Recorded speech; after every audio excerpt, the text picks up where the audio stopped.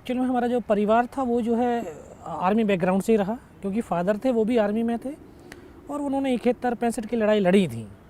तो वो उनके जो अपने अनुभव थे लड़ाई के, जब वो अपने साथियों के साथ में शेयर किया करते थे, तो शाम को जब हम भी सुनते थे उनसे, तो उसी समय एक जो है मन के अंदर हुआ कि यार मैं भी जो है फ़ौज में जाऊं और देश के लिए कुछ कर पाऊं। तो एक उस समय जो उस टीन एज के अंदर जो एक बच्चे का जो सपने होते हैं, है ना, वो सपना ही मेरा ये था कि मैं जो है ना हर सपने के अंदर मुझे लड़ाइयाँ दिखती थी और उन लड़ाइयों में जो है लड़ता हुआ देखता रहता था सपने। मेरा भाई फिर फ़ौज में हो गया। मैं जब 10th क्लास में था, 11th में था, मेरा भाई फ़ौज में हो गया। मैं जब 12th में आया तो भाई जब छुट्टी आया वापस, तो उन्होंने बोला कि यार आप भी जो है फ़ौज को देख लो, ट्राई मारो। मैं कहा मैं इंटर कर लेता हूँ, उसके बाद में जो है, बोला नहीं इंटर तो चल ही रही है, अभी ट्राई मारो। तो उस समय मेरी उम्र 16 साल 5 महीने की थी। मैं अक्टूबर महीने में जो है फ़ौज की जो भर्ती निकली थी उसमें जो मैं ट्राई करने के लिए चला गया। ये एक अंदर विश्वास था कि एक बार तू चला गया ना, सेलेक्ट हो जाएगा। फादर को नहीं था कि यार नहीं एक बार, ये 2 बार में 3 बार में सेलेक्ट होगा जा करके, लेकिन मेरी माँ को भी जो है विश्वास था कि ये एक बार गया नहीं, ये सेलेक्ट हो जाएगा। गया भर्ती करने, फिजिकल दे के आया, फिजिकल में सेलेक्ट हो गया। उसके बाद मेडिकल, मेडिकल के बाद फिर रिटन टेस्ट हुआ, सेलेक्ट। और ये एक ऊपर वाले की जो है एक मेहरबानी रही होगी, क्योंकि वो मेरे सपनों को पूरा करना चाह रहा होगा। मैं भर्ती हुआ तो ग्रेनेडियर रेजिमेंट में भेज दिया गया। उसकी तो अभी जो है 10th में 8th में जो है कहानियाँ पढ़ रहे थे, अब्दुल हमीद, होशियार सिंह की कहानियाँ पढ़ी, उसी रेजिमेंट में मुझे भेज दिया। तो जो एक सामाजिक वैल्यूज होती हैं वो स्ट्रॉन्ग बनाती हैं एक इंसान को। तो हमारे रेजिमेंट की जो वैल्यूज़ थी, वो वैल्यूज हमारे अंदर आई, तो हम और स्ट्रॉन्ग हो गए। और 1 साल की ट्रेनिंग लिया। एक ट्रेनिंग लेने के बाद फिर 18 ग्रेनेडियर्स के अंदर जो है पोस्टिंग मिली। उस समय वो कश्मीर वैली के अंदर ही थी यूनिट। वहाँ पहुँचे तो अपने साथियों के साथ बहुत कुछ सीखने को मिला। तो वहाँ पे ऐसे टेररिज्म के बरखिलाफ़ कैसे ऑपरेशंस करते हैं हम, कैसे उनको घेरना, कैसे मारना है, क्या करना है, पूरा जो है A to Z वहाँ से बहुत कुछ सीखला। धीरे धीरे समय व्यतीत होता रहा, अपने साथियों के साथ घुल मिल करके हम जो है वो अपना जो डे टू डे लाइफ जो व्यतीत हो रही थी। अचानक जैसे 1999 आया, तो जनवरी और फरवरी 2 माह की मैं छुट्टी का आया हुआ था। तो ऐसा कोई माहौल ही नहीं था कि ऐसा भी कुछ हो जाएगा। उस 2 महीने की मैरिज, 2 महीने की जो छुट्टी थी उसी में मेरी मैरिज पक्की होगी।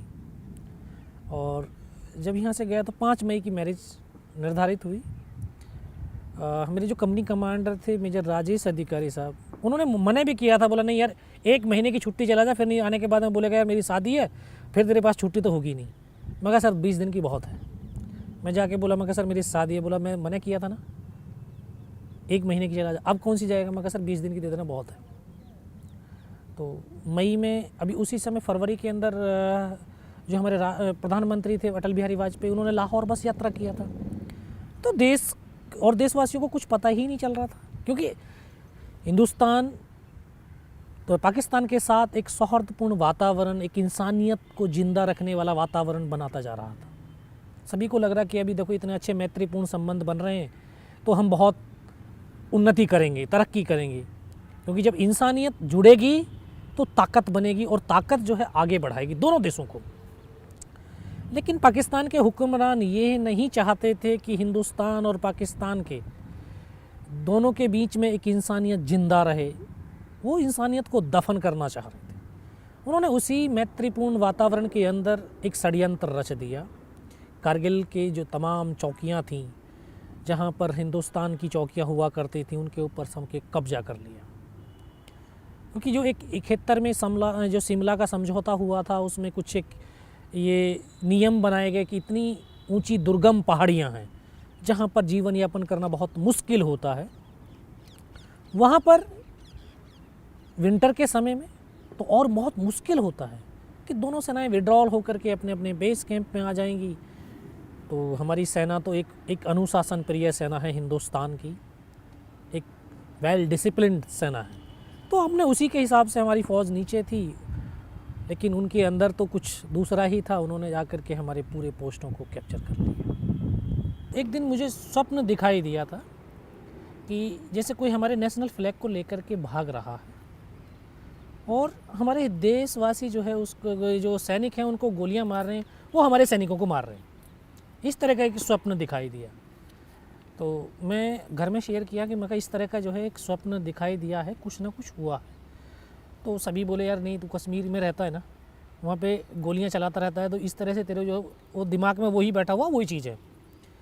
लेकिन जब जम्मू पहुँचा तो वो जो स्वप्न दिखाई दिया वो बिल्कुल सच हुआ। क्योंकि जम्मू पहुँचते ही मुझे पता चल गया कि जो मेरी बटालियन जो कश्मीर वैली के अंदर थी उसको वहाँ से उठा करके द्रास सेक्टर में भेज दिया है। और यहाँ पे क्योंकि अनाउंस हुआ कि जो 18 ग्रेनेडियर्स के बंदे हैं वो जल्दी से जल्दी अपने डॉक्यूमेंट जमा करें, उनकी यूनिट वहाँ से मूव करके वहाँ चली गई, उनको बंदों की बहुत ज़्यादा बड़ी आवश्यकता है। पूछताछ किया क्या हुआ, नहीं नहीं कुछ नहीं, वहाँ पे जो ना वो चल रहा है। तो जैसे जैसे जानकारी मिली तो एक मेरा तो जो है दिली सपना था, आज वो सच हो रहा था। तो ये तो बहुत बड़े मेरे लिए प्राउड की बात थी, एक खुशी की बात थी। मैं सोच रहा था कि जल्दी से जल्दी कब यूनिट में पहुंचूं। लेकिन 2 दिन के बाद में जब यूनिट पहुंचा तो यूनिट जो है उस समय द्रास सेक्टर में तोलोलिंग पहाड़ी के ऊपर लड़ाई लड़ रही थी। तो उसी दिन बटालियन का मूवमेंट हुआ तो एक हमारा जवान को हेड शूट हुआ था, उसकी डेड बॉडी नीचे की तरफ आ रही थी। जो एक हमारा फ़ौज में एक संबंध होते हैं, आपसी संबंध, इंटर रिलेशंस जो होते हैं वो एक परिवार की तरह होते हैं। और परिवार में अगर किसी भी नुमाइंदे को कुछ चोट लगती है तो बाकी के परिवार के सदस्यों का खून खौल उठता है, वो जो लगाव है, अपनापन है। अभी जब हमने अपने साथी को देखा इस अवस्था में, अभी हमें लगा कि यार इसका बदला लेना है।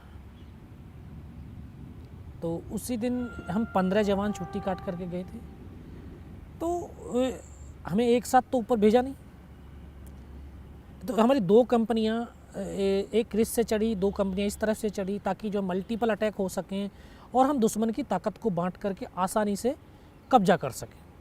क्योंकि जो वहाँ पे इन्फॉर्मेशन थी वहाँ पे ये था कि टेररिस्ट हैं 4 या 5, जो शुरुआती इन्फॉर्मेशन थी। तो उसी इन्फॉर्मेशन में जो है इधर से चढ़ रही थी, तो इधर वाली जो पार्टियाँ थीं, 2 कंपनियाँ थीं, उनके पास फाइटिंग पोर्टर्स नहीं थे। तो एक इंसान को कोई भी काम मिले, कोई भी, उस काम के ऊपर अगर वो फुल एफर्ट लगाता है, अपनी शरीर की जो आंतरिक शक्ति है उस शक्ति के साथ में उस काम को करता है, तो वो काम बहुत आले दर्जे का होता है और वो काम ही उस इंसान की पहचान बनाता है।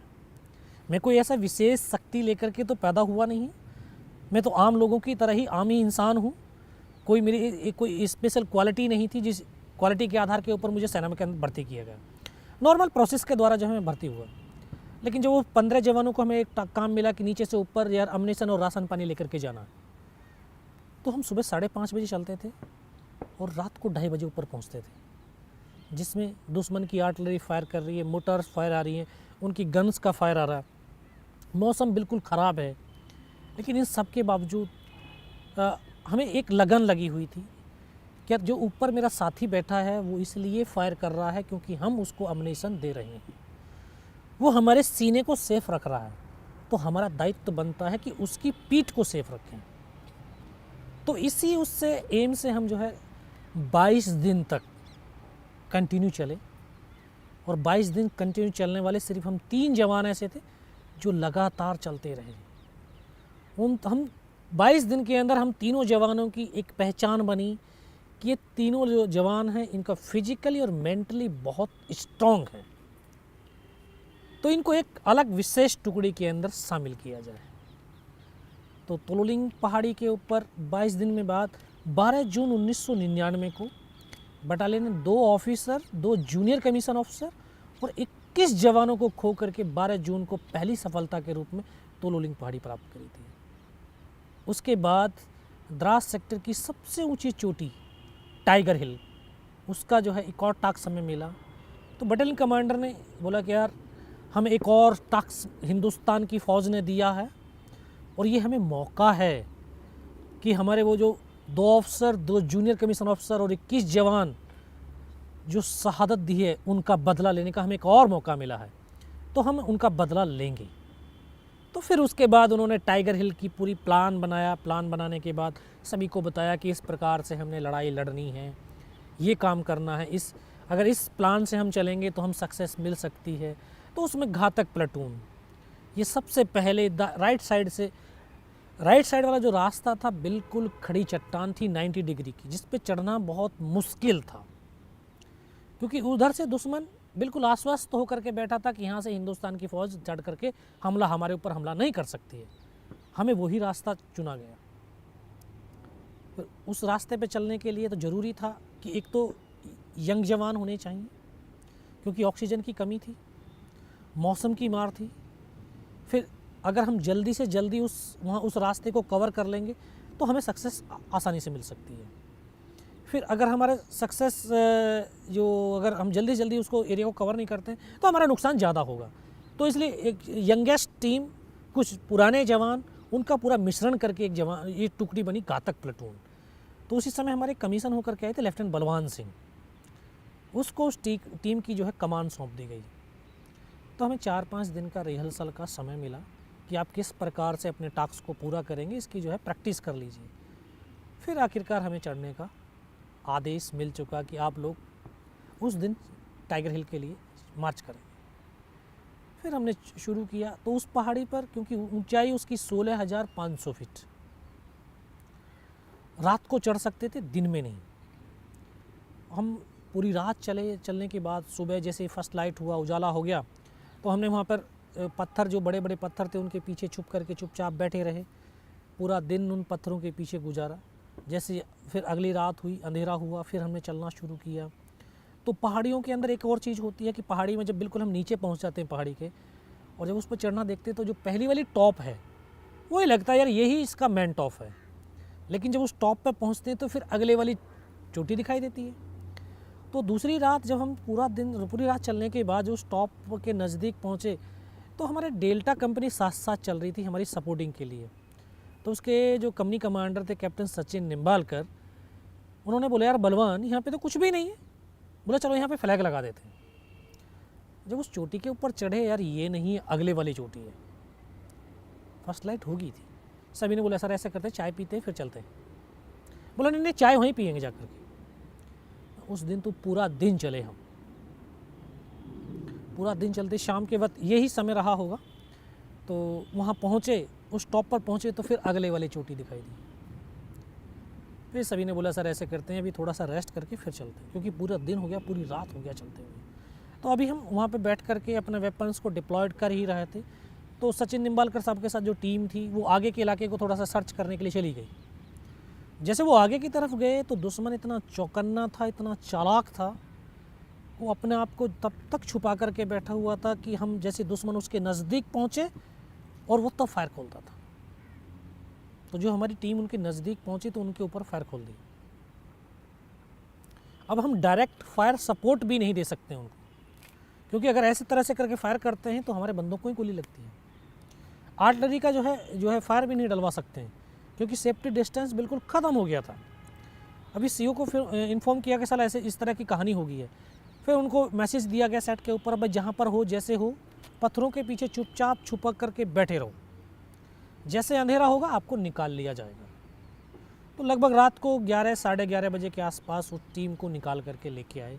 तो उसमें एक जवान को हाथ में गोली लगी थी, बाकी हमारे तमाम जवान सेफ थे। जैसे टुकड़ी वापस आई तभी एकदम से आदेश मिला कि यार अभी अटैक होगा। तो यहाँ ईश्वर भी एक के बाद एक मौका मुझे देता जा रहा था। एक तो घातक प्लेटून का सदस्य होने का मुझे सौभाग्य मिला, उसके बाद जब यहाँ से अटैक के लिए चले तो बोला यार तू गाइड होगा अपनी टुकड़ी का। फिर मुझे गाइड के तौर के ऊपर चुन गया।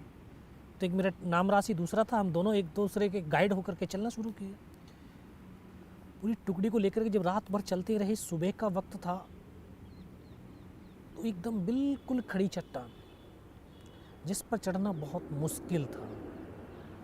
तो वो जवान जो दूसरा, मेरे नाम का दूसरा योगेंद्र सिंह यादव था, तो वो काफ़ी हाइट थी उसकी, 6 फुट था। मैं बोला यार यहाँ तो ये चढ़ नहीं पाएंगे।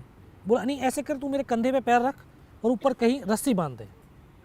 मैं रस्सी बांधा, रस्सी बांधने के बाद हम एक एक करके चढ़ना शुरू किया। तो उनके दोनों तरफ बंकर्स थे उनके, लेकिन अंधेरे की वजह से तो हमें नहीं दिखाई दिए, और शायद उस समय वो सो रहे होंगे बंदे भी। लेकिन जब हमारी आवाज़ हुई, पत्थर गिरे ऊपर से, तो शायद उनकी आंखें खुली होंगी और उन्होंने ऐसे फायरिंग खोल दिया। एक बंकर्स उसका इधर था, एक इधर था, तो इस तरह से ऐसे क्रॉस फायरिंग हुआ तो हमारी टुकड़ी का रास्ता कट ऑफ हो गया।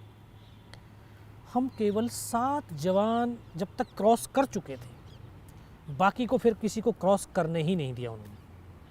ऊपर पहुँचे तो 7-8 मीटर का बिल्कुल प्लेन, सामने 2 बंकर्स, उन्होंने हमारे ऊपर फायर खोला।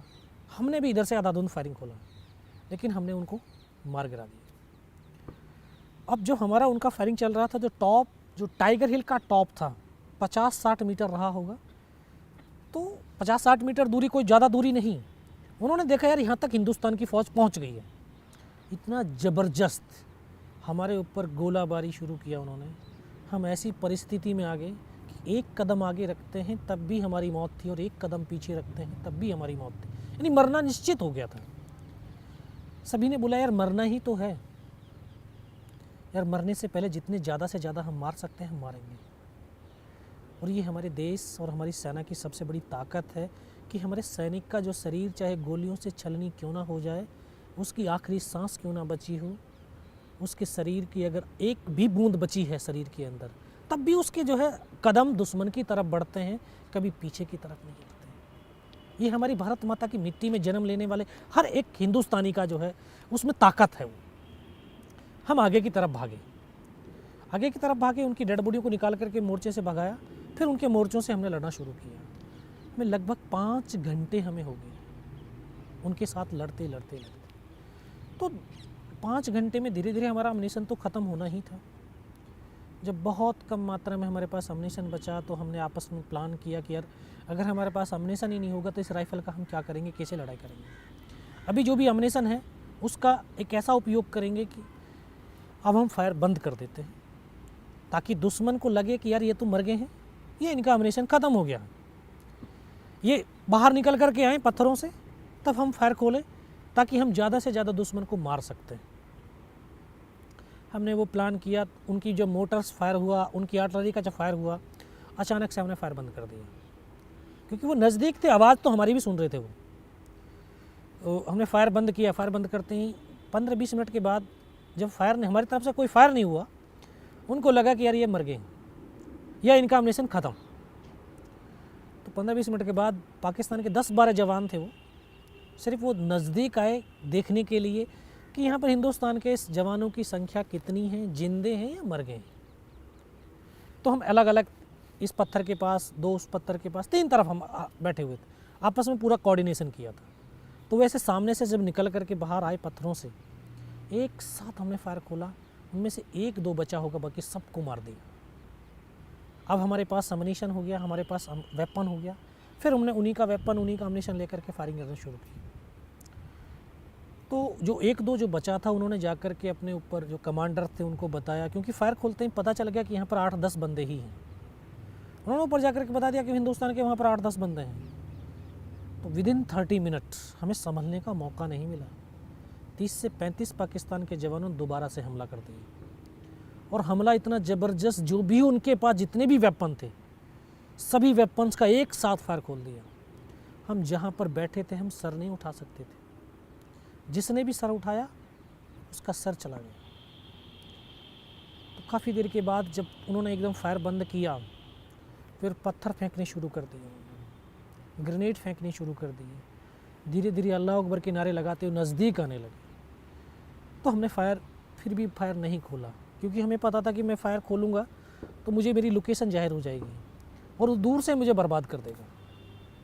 तो नज़दीक आएंगे तब मैं फायर खोलूँगा।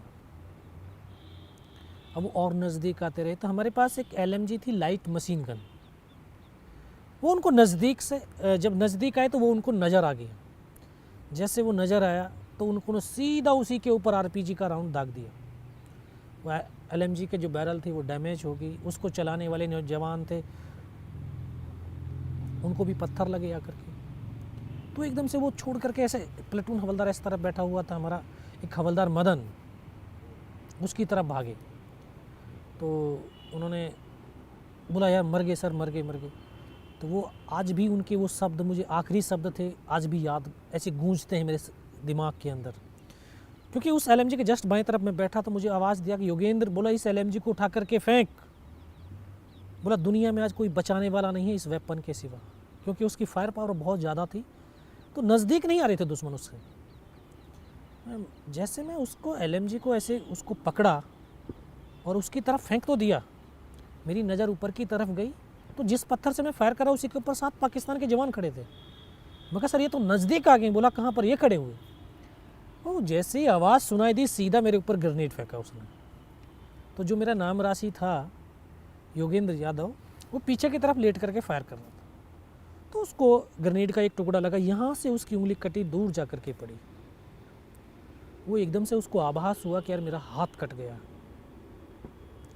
बोला मेरा हाथ कट गया। मैं पीछे की तरफ देखा, मैं कहा नहीं यार हाथ नहीं कटा। बोला और? मैं कहा उंगली कटी है। उसको फर्स्ट एड दिया। फर्स्ट एड देने के बाद सभी ने बोला यार ऐसे कर, तू अभी फायर तो कर नहीं पाएगा, तू नीचे की तरफ कूद और अपनी कहीं से दाएं बाएं से टुकड़ी को चढ़ाने की कोशिश कर। बोला नहीं नहीं मैं नीचे नहीं जाऊँगा। हम तो बिल्कुल नए जवान थे, 2.5 साल की सर्विस थी, 19 साल की उम्र थी, कोई अनुभव नहीं था। सिर्फ किताबों में अभी स्कूल में पढ़ कर के आ रहे थे कि यार एक सैनिक दूसरे के लिए अपने आप को कुर्बान कर देता है। आज तो देखने को मिल रहा था। हमारे लिए बहुत बड़ी प्रेरणा की ये ताकत थी, शक्ति थी। तभी क्योंकि हमारी एलएमजी बिल्कुल साइलेंस होगी, उसकी बैरल डैमेज होगी, अभी दूसरी बैरल उसके ऊपर जो है लगा रही थी, तब तक एक स्नाइपर थी हमारे पास। तो उस स्नाइपर को उन्होंने निशाना बनाना शुरू कर दिया। तो 3 तरफ से उसके ऊपर फायर आ रहा था। एक मेरा ट्रेनिंग का साथी था गनीडे अनंतराम, जो हम रूममेट थे ट्रेनिंग के। तो हमको एकदम से प्लेटून हवलदार ने बोला कि यार तुम दौड़ करके उसके पास जाओ। जैसे मैं वहाँ से हरकत किया तो उनको मेरा मूवमेंट दिखाई दिया कि यहाँ से कोई बंदा यहाँ से गया है। सीधा जैसे उसी मूवमेंट के ऊपर फिर उन्होंने ग्रेनेड फेंका।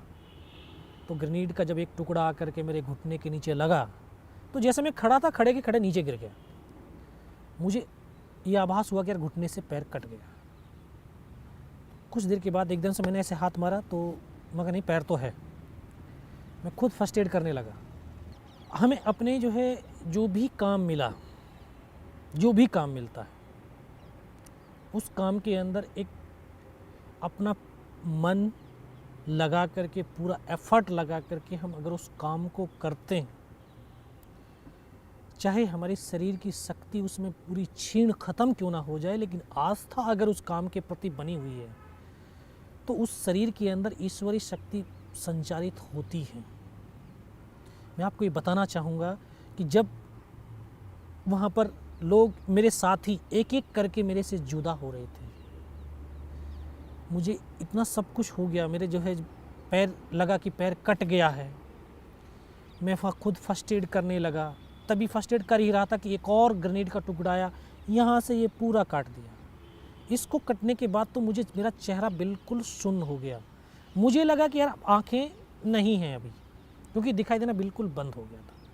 और जब आँखें खुली तो देखा ऊपर से नीचे तक लहू लुहान और नाक से खून की धार बह रही थी। वहाँ पर उनका स्लीपिंग बैग था, उससे काफ़ी देर तक ब्लड साफ किया लेकिन खून बंद नहीं हुआ। लेकिन जब खून में फिर भी, क्योंकि एक जुनून था अपने साथियों के लिए, अपने देश के लिए, अपनी सेना के लिए कुछ कर गुजरने का, फिर भी मैं आगे बढ़ा। अपने उस साथी के पास गया जिस साथी के लिए मुझे भेजा गया था। तो मैं पहाड़ी से ऐसे पीठ लगा करके, ठीक हम आमने सामने बैठे हुए थे, मैं उनको बोला फर्स्ट में, मैं कहा सर आप ऐसे करिए, फर्स्ट एड कर दीजिए थोड़ा सा। उन्होंने बोला नहीं नहीं नहीं ऐसे कर, पहले फायर कर। तो मैं फायर करने लगा। कुछ देर के बाद मैं देखता हूँ कि उन्होंने अपनी फील्ड पट्टी जैसे निकाली, उसके से पॉलीथिन फाड़ने के लिए यहाँ तक उनका हाथ पहुँचा था, उनको यहाँ पे गोली लगी और इस तरह से करके पीछे की तरफ लेटते चले गए। मैं हाथ पकड़ा लेकिन एक शब्द भी तो नहीं बोले। मेरी बगल में ऐसे बैठा हुआ था मेरा जो ट्रेनिंग का साथी था, मैं उनको बोला या अनंतराम सर को तो गोली लगी है क्या?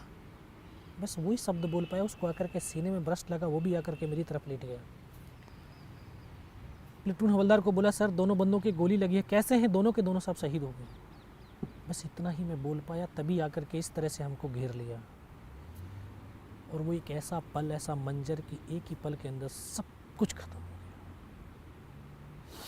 जिन साथियों से एक पल पहले मैं बात कर रहा था, अभी कोई नहीं बात करने वाला।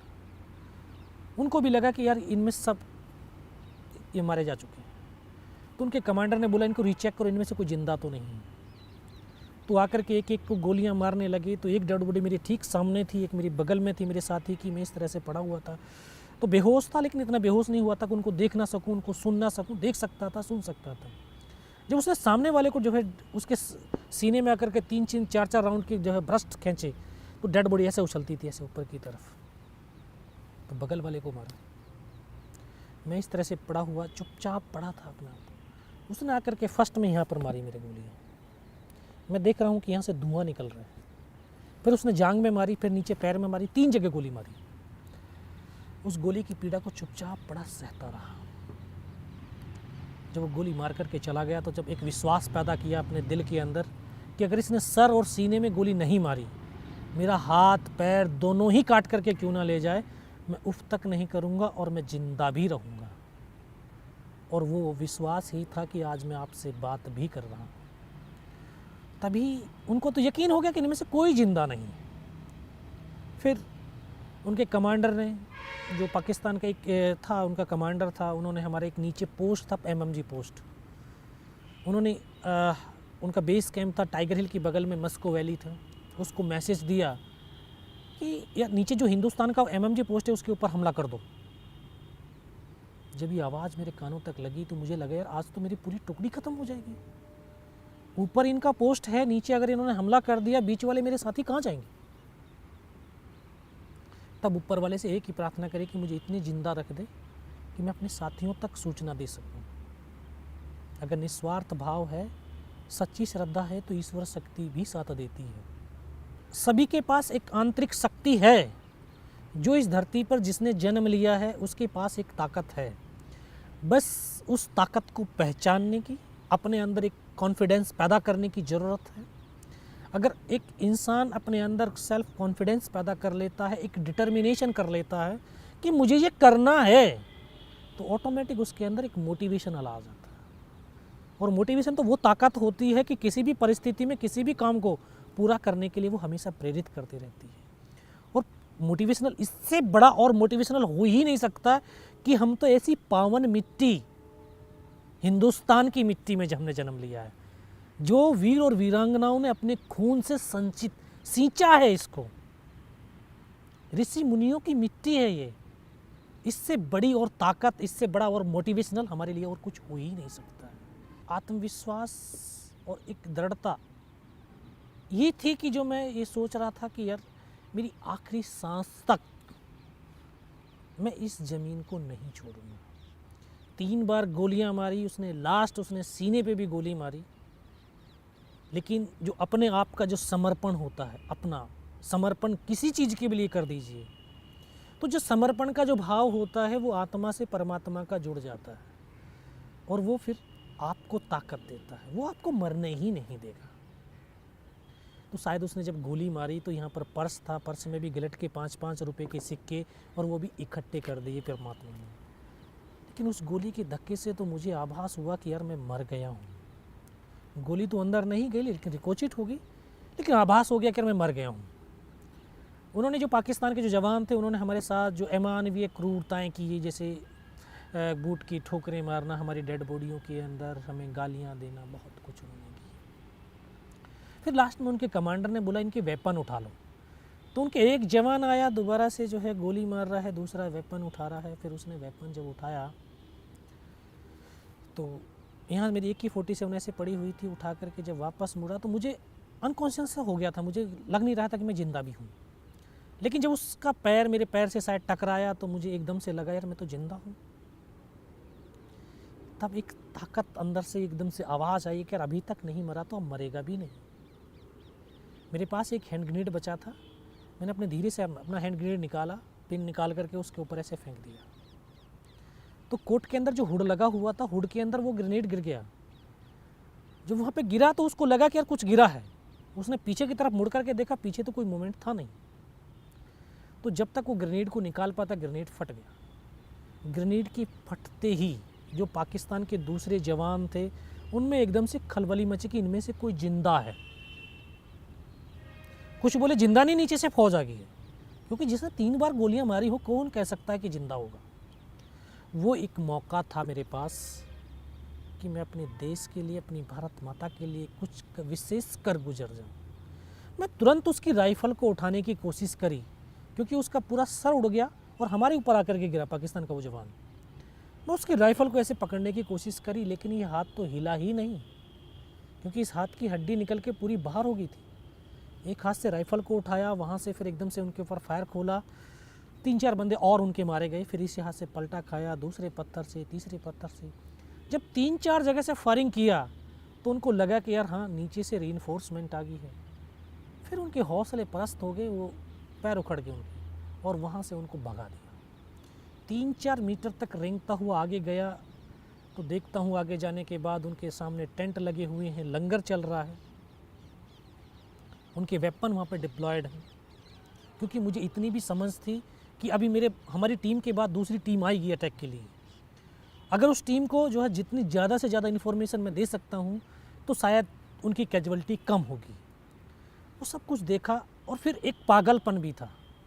पागलपन था अपने साथियों को बचाने का, कि मुझे नीचे जाना है, किसी भी हालत में नीचे पहुंचना है, ताकि उनको सूचना दे दूं, उनके ऊपर हमला होने से पहले वो चौकन्ने हो जाएं, अपने आप को वहाँ पे बिल्डअप कर सकें।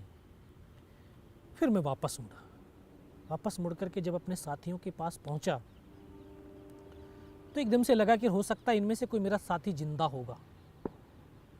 आकर के देखा तो किसी का पूरा सर फटा हुआ बाहर निकला हुआ था, किसी के पूरे फेफड़े बाहर निकले हुए थे। एक एक को गोद में रख करके सिर को बहुत देर बैठ करके रोता रहा, बहुत देर बैठ करके रोया, और रोते रोते फिर अपना आप को संभाला।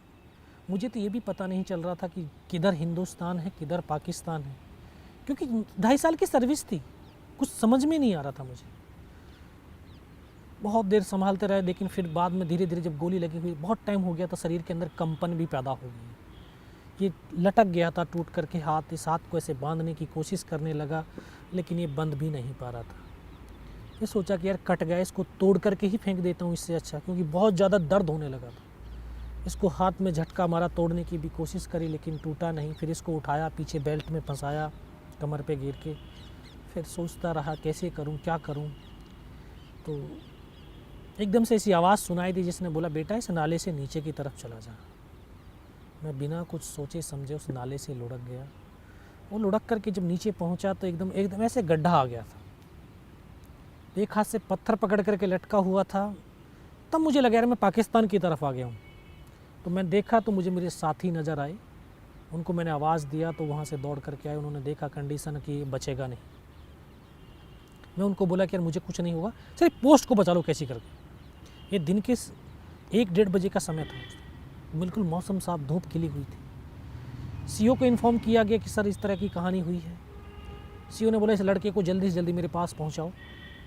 तो फर्स्ट एड तो दिया, सीओ के पास पहुंचा तो इतना खून, ब्लड निकल चुका था कि मुझे दिखाई देना बिल्कुल बंद हो गया था। सीओ ने बोला बेटा कुछ पहचानता है? मैं कहा साहब मुझे कुछ भी नज़र नहीं आ रहा, सिर्फ आवाज़ सुनाई दे रही है। बोला मैं तेरा commanding officer colonel Kushal Chand Thakur. मैं जय हिंद साहब, बहुत तेज़ सर्दी लग रही है साहब। तो उन्होंने ये अपना ये स्टोव जलवाए, टेंट के अंदर लिटा करके, थोड़ी गर्मी महसूस हुई तो अभी धीरे धीरे जो ज़बान भी ऐंठने लगी थी बारूद की वजह से। मैं कहा साहब पानी पिला दो। तो एकदम डॉक्टर साहब दौड़ करके आए, उन्होंने बोला बेटा मैं पानी पिलाता हूँ। तो उन्होंने एक ग्लूकोज की पूरी बोतल पिलाई। शरीर के अंदर थोड़ी सी और एनर्जी महसूस हुई। तो बोले बेटे बता सकता है? मैं कहा हाँ सब बता सकता हूँ। तब ऊपर की तमाम इन्फॉर्मेशन उनको दिया। तो लास्ट में बोले बेटा ये बता जवान की रिक्वायरमेंट क्या है? मैं कहा जवान की रिक्वायरमेंट अम्यूनिशन और फील्ड पट्टी की, बाकी कोई रिक्वायरमेंट ही नहीं है। बोला खाने के लिए नहीं चाहिए। एक बड्डी पेड़ के अंदर 72 घंटे से भी ज़्यादा का समय हो गया था, सिर्फ आधा बिस्कुट का पैकेट खाया था, आधा तो बैलेंस ही था। मैं कहा सर भूख ही नहीं लगती। अभी मैं 26 जनवरी पे हर साल जो है अपनी परेड को लीड करते हैं हम एज ए परमवीर चक्र। सारे जो जितने भी हैं आज भारत के अंदर 3 ही परमवीर चक्र हैं जो जीवित हैं, और तीनों के तीनों जो है परेड को लीड करते हैं। जो कल का भारत है वो युवा भारत है, और युवा भारत वो भारत की ताकत है। और वो ताकत जिस दिशा में भी बढ़ेगी, हमारा देश उस दिशा में ही बढ़ेगा। उस देश की दशा और दिशा को बढ़ाने में जो हमारी युवा ताकत है उसका बहुत बड़ा योगदान है। हम ऐसा भारत, हम ऐसा कल भारत, जो कल का भारत हम ऐसा देखना चाहते हैं कि जो हमारा युवा है उसके जो अंदर एक स्ट्रॉन्गता होनी है, एक ताकत होनी चाहिए, एक जज्बा होना चाहिए अपने देश के लिए, अपने कार्य के लिए। जो भी हम काम करें, ज़रूरी नहीं कि सेना में राइफ़ल लेकर के बॉर्डर पे खड़ा होकर के ही राष्ट्रभक्ति होती है। ज़रूरी है कि जिस हम क्षेत्र में काम करते हैं, हर एक क्षेत्र एक युद्ध की तरह होता है, हर एक काम एक युद्ध की तरह होता है। और युद्ध में जीत उस सैनिक की होती है, उस योद्धा की होती है जो उस युद्ध को बखूबी समझ करके उसके पहलुओं को रिसर्च करे, उसके ऊपर गहराइयों को सोचे, उसकी कमजोरियों को पता करे और उन कमजोरियों के ऊपर हम वार करेंगे तो हम आसानी से जीत हासिल कर सकते हैं। तो हम यहाँ पर भी किसी भी सेक्टर में रह करके जो हमारा एक युद्ध चलता है, एक हम सुबह उठने से लेकर के शाम के सोने तक डेली का जो एक युद्ध है, युद्ध क्षेत्र है ये, इस युद्ध क्षेत्र में हम जीत कैसे हासिल करें। मैं अपने युवा को बताना चाहूँ कि वो युवा वो देखे कि मेरा काम जो मैं कर रहा हूँ उसमें अपना बेनिफिट नहीं, मेरा देश का बेनिफिट क्या है, मेरे देशवासियों का जो है बेनिफिट क्या है। क्योंकि हम दूसरों के लिए समर्पण की भावना हमारे यूथ में होनी चाहिए, अपने लिए नहीं। क्योंकि जो अपने लिए समर्पण होता है वो स्वार्थ आ जाती है, स्वार्थ। और हिंदुस्तान का युवा हमेशा निस्वार्थ होना चाहिए। मैं ऐसे कल के भारत का जो है निर्माण चाहता हूँ, मैं ऐसा भारत देखना चाहता हूँ कि हर एक युवा जिसमें निस्वार्थता, त्याग, उसमें एक आत्मविश्वास से परिपूर्ण हो, भरा हुआ हो, उसमें राष्ट्रभक्ति हो, अपने प्रेम, एक राष्ट्र का प्रति प्रेम हो। क्योंकि प्रेम बहुत बड़ी ताकत होती है जो इंसानों को एक साथ जोड़ती है और एक उस जोड़ से एक बहुत महान शक्ति बनती है जहां हम आगे बढ़ते चले जाते हैं। तो ऐसा भारत चाहिए, ऐसा युवा चाहिए मुझे भारत का। Selfless India, tomorrow's India. Tomorrow's India, let's start with I.